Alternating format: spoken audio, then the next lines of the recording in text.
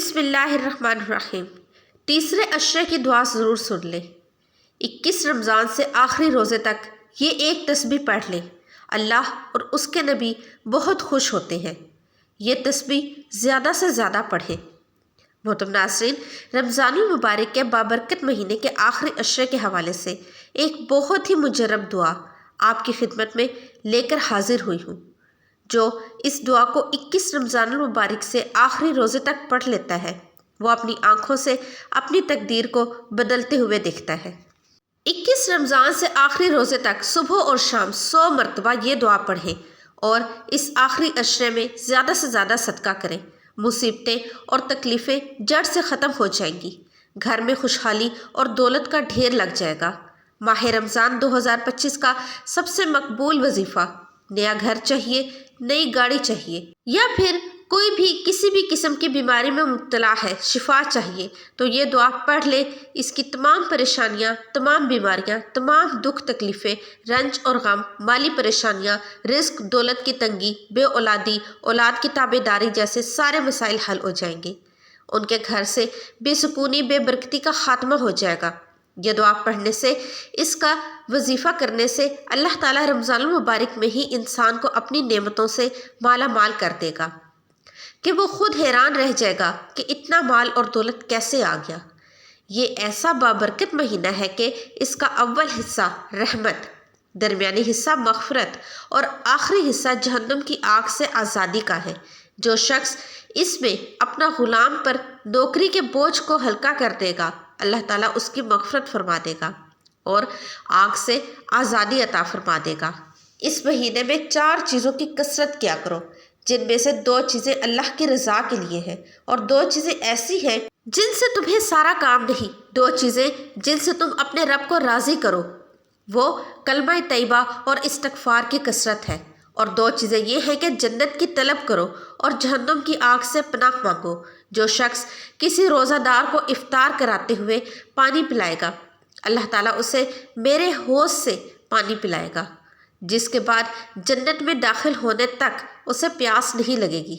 لہٰذا محترم ناظرین، یہ تفصیلی حدیث ہر مسلمان کو اپنے اپنے پلے سے باندھ لینی چاہیے کہ اس حدیث میں اللہ کے رسول صلی اللہ علیہ وسلم نے رمضان کے مہینے میں وہ کام تفصیل کے ساتھ بتائے جن کو رمضان کے مہینے میں لازمی کرنا چاہیے، اور رمضان میں جو اجر اور ثواب بڑھا دیا جاتا ہے اس کا بھی ذکر فرما دیا، تاکہ ہر مسلمان اس مبارک مہینے میں شوق کے ساتھ عبادت کرے۔ محترم ناظرین، یہ انسانی فطرت ہے کہ اسے کسی چیز میں زیادہ فائدہ نظر آتا ہے تو اس کی رغبت اس کی جانب بڑھ جاتی ہے۔ تو ناظرین، یاد رکھیے کہ اللہ تعالیٰ نے یہ مبارک مہینہ ہمیں اس لیے عطا فرمایا کہ 11 مہینے انسان دنیا کے کاموں میں مشغول رہتا ہے، جس کی وجہ سے دلوں میں غفلت پیدا ہو جاتی ہے، روحانیت اور اللہ تعالیٰ کے قرب میں کمی واقع ہو جاتی ہے۔ تو رمضان المبارک میں آدمی اللہ کی عبادت سے اس کمی کو دور کر سکتا ہے، دلوں کی غفلت اور زنگ کو دور کر سکتا ہے، تاکہ اللہ تعالیٰ کا قرب حاصل کر کے زندگی کا ایک نیا دور شروع ہو جائے۔ محترم ناظرین، یاد رہے کہ شعبان کے دنوں میں رمضان کو پا لینے کی طلب کا اظہار اس حدیث سے بھی ہوتا ہے، جس میں حضور اکرم صلی اللہ علیہ وسلم نے رمضان کے انتظار میں شعبان کے دن گن گن کر گزارنے کی تاکید فرمائی ہے۔ جیسا کہ ایک روایت میں ہے کہ شعبان کا چاند رمضان کے انتظار میں گن گن کر گزارو۔ ناظرین، اس حدیث سے مراد ہے کہ رمضان کی آمد کے پیش نظر شعبان کی تاریخوں کا بھی حساب رکھو۔ رمضان کے شروع ہونے سے پہلے ہی اللہ کے پیارے حبیب صلی اللہ علیہ وسلم صحابہ کو یوں فکر میں فرماتے کہ یاد رہے، یہ صرف صحابہ کو فکر مند نہیں فرمایا کرتے، بلکہ پوری امت کو یہ پیغام دیا کہ رمضان میں کیا اعمال کرنے چاہیے۔ اس بارے میں حضرت سلیمان فارسی رضی اللہ عنہ سے روایت ہے کہ نبی کریم صلی اللہ علیہ وسلم نے شعبان کی آخری تاریخ میں واضح فرمایا، اور رمضان کی آمد کی خبر دیتے ہوئے آپ صلی اللہ علیہ وسلم نے فرمایا، سنو، تم پر ایک مہینہ سایہ فگن ہونے والا ہے۔ ماہ رمضان بہت بڑا اور بہت مبارک مہینہ ہے۔ اس مہینے میں ایک رات ایسی ہے جو 1000 مہینوں سے بڑھ کر ہے۔ اللہ تعالیٰ نے اس کے روزے رکھنا فرض فرمایا اور اس رات کے قیام کو ثواب ٹھہرایا۔ جو شخص اس مہینے میں کوئی نفلی نیکی بجا لائے گا وہ ایسا ہی ہے جیسے عام دنوں میں فرض کا ثواب ہوا، اور جو شخص اس مہینے میں کسی فرض کو ادا کرے گا وہ ایسا ہے جیسے بغیر رمضان کے 70 فرائض ادا کیے۔ یہ صبر کا مہینہ ہے اور صبر کا بدلہ جنت ہے۔ یہ مہینہ لوگوں کے ساتھ بھلائی کرنے کا ہے۔ اس مہینے میں مومن کا رزق بڑھا دیا جاتا ہے۔ جو شخص کسی روزہ دار کو سحر اور افطار کرائے اس کے لیے گناہوں کے معاف ہونے اور آخرت میں نجات کا سبب ہوگا، اور اسے روزہ دار کے ثواب کے برابر ثواب ہوگا، مگر روزہ دار کے ثواب میں کچھ بھی کمی نہیں ہوگی۔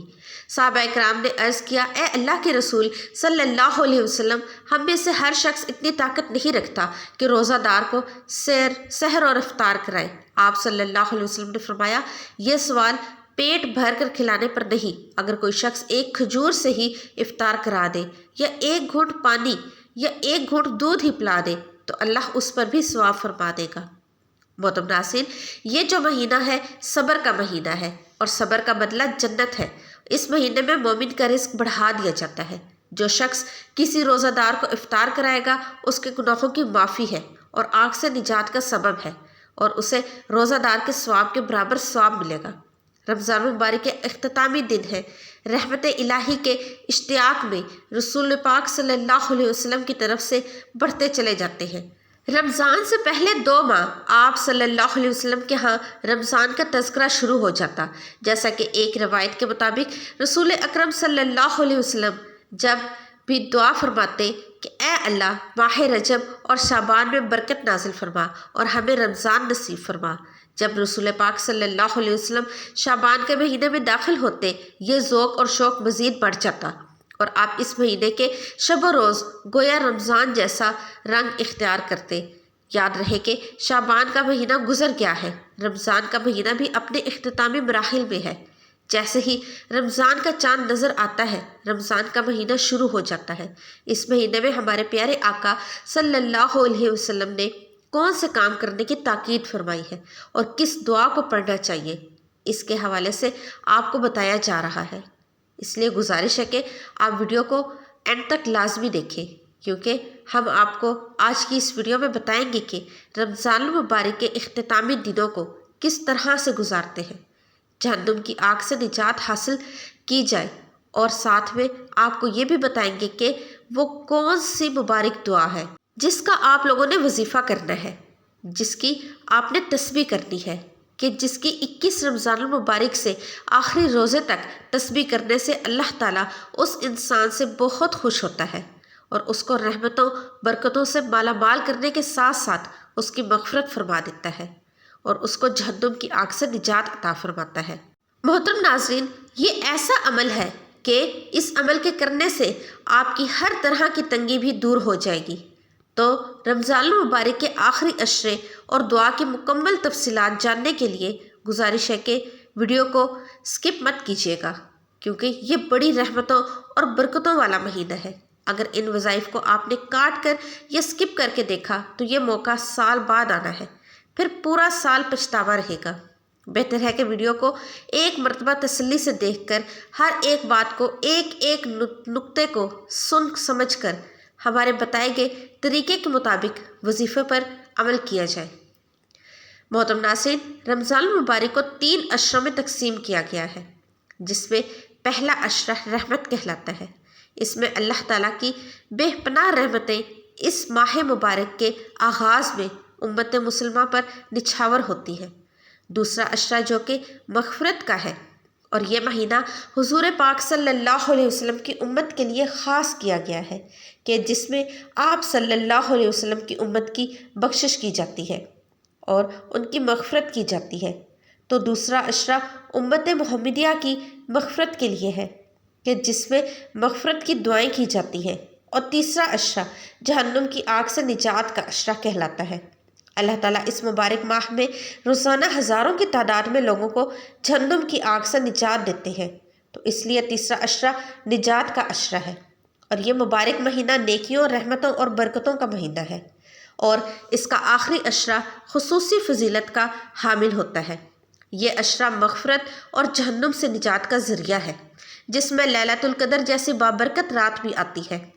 اس عشرے میں نبی کریم صلی اللہ علیہ وسلم عبادت میں مزید اضافہ فرماتے تھے، اعتکاف بیٹھتے اور شب بیداری کرتے۔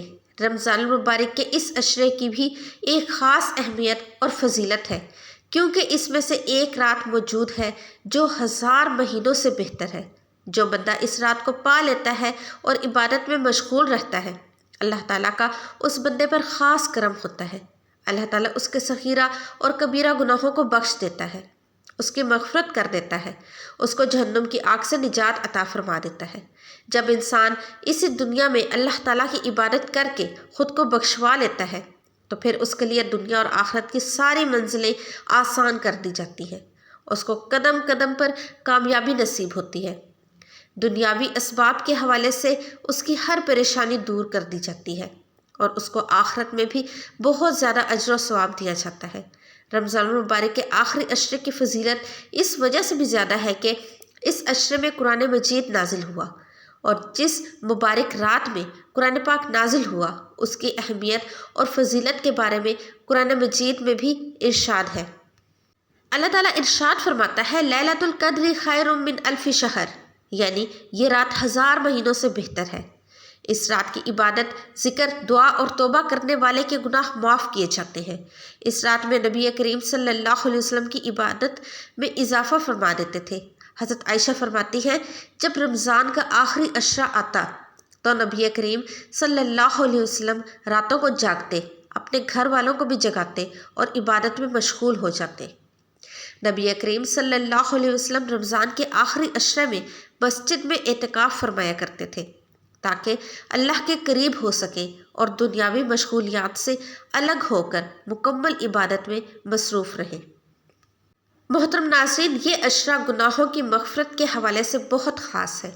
اس عشرے میں اللہ تعالیٰ اپنے بندوں کو بخشش عطا فرماتا ہے اور جہنم سے نجات دیتا ہے۔ یہی وجہ ہے کہ نبی کریم صلی اللہ علیہ وسلم نے اس عشرے میں زیادہ سے زیادہ عبادت کرنے کی تلقین فرمائی ہے۔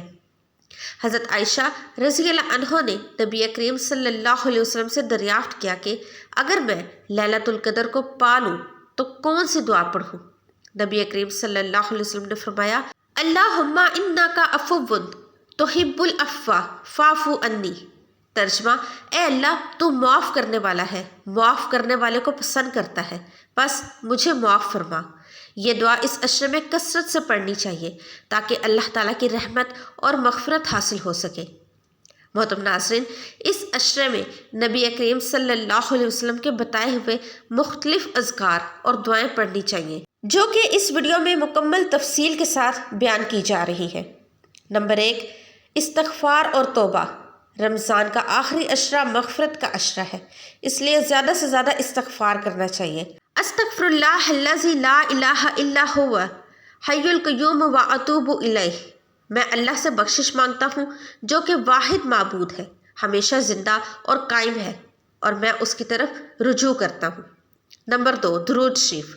نبی کریم صلی اللہ علیہ وسلم پر درود بھیجنا بہت بڑی نیکی ہے۔ بسم اللہ الرحمن الرحیم، اللہم صلی علی محمد وعلی آل محمد کما صلیت علی ابراہیم وعلی آل ابراہیم انک حمید مجید۔ اللہم بارک علی محمد وعلی آل محمد کما بارکت علی ابراہیم وعلی آل ابراہیم انک حمید مجید۔ نمبر 3، سورۃ القدر کی تلاوت۔ لیلۃ القدر کی فضیلت حاصل کرنے کے لیے سورہ قدر کی کثرت سے تلاوت کرنی چاہیے۔ نمبر 4، تہجد اور نوافل۔ اس عشرے میں رات کے وقت تہجد اور نوافل ادا کرنا بہت فضیلت رکھتا ہے، کیونکہ اللہ تعالیٰ تہجد گزاروں کو خصوصی رحمت عطا فرماتا ہے۔ نمبر 5، صدقہ اور خیرات۔ آخری عشرے میں صدقہ اور خیرات کرنا بہت اجر و ثواب کا باعث ہے۔ نبی کریم صلی اللہ علیہ وسلم خود بھی سخاوت میں بہت زیادہ اضافہ کر دیتے تھے۔ لیلۃ القدر کی رات کیسے گزارنی چاہیے؟ لیلۃ القدر میں عبادات اور ذکر و اذکار زیادہ سے زیادہ کرنے چاہیے۔ ان عبادات اور ذکر و اذکار میں قرآن مجید کی تلاوت، استغفار اور درود شریف کی کثرت، نوافل کی ادائیگی، خصوصاً تہجد، دعا مانگنا، خصوصاً وہ دعائیں جو نبی کریم صلی اللہ علیہ وسلم نے سکھائی ہے، صدقہ اور خیرات کرنا، ذکر اور اللہ کی حمد و ثنا میں مشغول رہنا، اور اس عشرے کی اس مبارک رات میں خصوصی اعمال کرنے چاہیے۔ ان میں اعتکاف بہت زیادہ اجر و ثواب کا حامل ہے۔ تو اگر ممکن ہو آخری عشرے کا اعتکاف ضرور کریں۔ راتوں کو جاگ کر عبادت کرنی چاہیے، کیونکہ نبی کریم صلی اللہ علیہ وسلم بھی آخری عشرے میں راتوں کو جاگ کر عبادت کیا کرتے تھے۔ صدقہ اور خیرات جو لوگ مالی طور پر مستحق ہیں، میں اس مہینے میں اس عشرے میں زیادہ سے زیادہ صدقہ اور خیرات میں اپنا حصہ ڈالیں۔ جتنا ممکن ہو سکے اس بابرکت عشرے میں قرآن مجید کی تلاوت کرنی چاہیے۔ اپنے اور پوری امت مسلمہ کی بھلائی، مغفرت اور جنت الفردوس کی دعا کرنی چاہیے۔ اپنے مرحومین کے لیے بھی دعائیں مغفرت کرنی چاہیے، ان کی بخشش کروانی چاہیے، کیونکہ یہ عشرہ رمضان المبارک کا آخری عشرہ ہے۔ بے پناہ برکتوں اور رحمتوں کا زمانہ ہے۔ یہ مغفرت، بخشش اور اللہ تعالیٰ کی قربت حاصل کرنے کا بہترین موقع ہے۔ ہمیں چاہیے کہ ہم اسے غنیمت جان کر عبادات میں مشغول رہیں، لیلۃ القدر کی تلاش کریں، دعا اور ذکر و اذکار بتائے گئے طریقے کے ساتھ ان میں اضافہ کریں اور اللہ سے بخشش طلب کریں۔ اللہ تعالیٰ ہمیں اس عشرے کی برکتیں نصیب فرمائے اور ہمارے تمام گناہوں کو معاف فرمائے، آمین۔ محترم ناظرین، رمضان المبارک کے اس آخری عشرے میں آپ کو یہ دعا پڑھتے رہنا چاہیے۔ اس میں آپ کی مغفرت ہو جائے گی، آپ کی غیبی مدد ہو جائے گی، آپ کی مالی تنگ دستیاں، پریشانیاں، تمام مصیبتیں ٹل جائیں گی۔ اس کے علاوہ ہمیں اللہ کا بہت زیادہ شکر ادا کرنا چاہیے، جس نے ہمیں پہلے رجب کا مہینہ عطا کیا، پھر شعبان کا مہینہ اور پھر رمضان کا مہینہ عطا فرمایا۔ اگر آپ رجب اور شعبان میں کوئی وظیفہ نہیں کر سکے تو رمضان المبارک کے پہلے جو عشروں کو بھی لاپرواہی میں گزار دیا تو کوئی عمل آپ نہیں کر سکے تو تیسرے عشرے کی یہ دعا لازمی پڑھ لیں۔ 21 رمضان المبارک سے لے کر آخری روزے تک اس دعا کا کثرت سے ورد کریں۔ اس کو پڑھنے والے سے اللہ تعالیٰ اور اس کے نبی پاک صلی اللہ علیہ وسلم بہت خوش ہوتے ہیں۔ جس سے رب اور اس کا محبوب راضی ہو جائے، خوش ہو جائے، تو پھر اس انسان کی دنیا اور آخرت دونوں سنور جاتے ہیں۔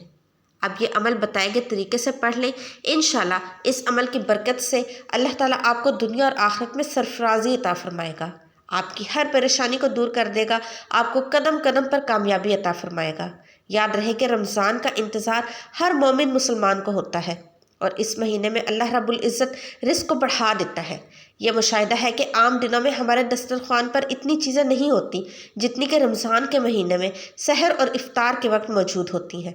اس کی وجہ یہی ہے کہ اس مہینے میں اللہ تعالیٰ نے بہت زیادہ برکت رکھ دی ہے، اور اس مہینے میں نیکیوں کا ثواب بھی بڑھا دیا جاتا ہے اور گناہ بھی کم ہو جاتے ہیں۔ گناہ گار انسان بھی نیکی کی جانب دوڑ کے چلے جاتے ہیں اور برائی کا راستہ چھوڑ دیتے ہیں۔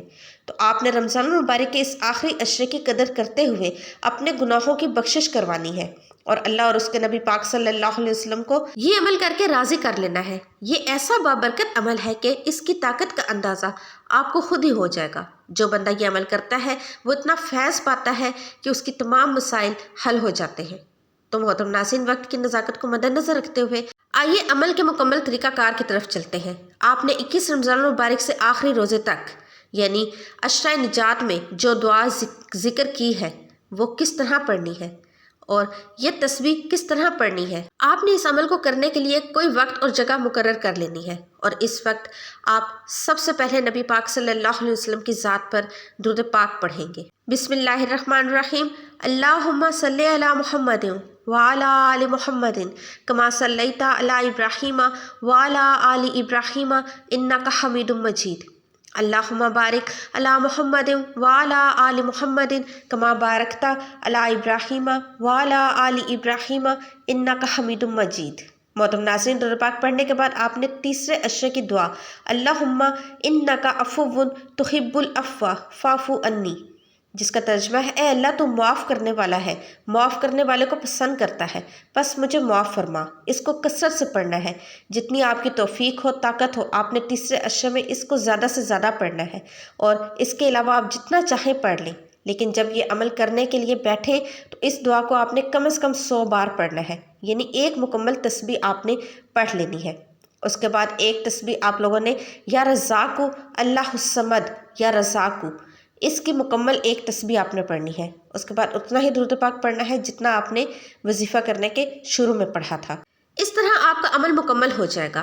تو میرا آپ سب لوگوں سے یہی پیغام ہے کہ رمضان میں اپنی بخشش کروا لیں، اپنے مرحومین کے لیے دعائیں کریں، ان کی بخشش کے لیے دعا کریں، اپنی دنیا اور آخرت کے لیے اللہ تعالیٰ سے دعائیں مانگیں، اپنے حق میں فیصلے کروانے کے لیے اللہ تعالیٰ سے دعائیں مانگیں۔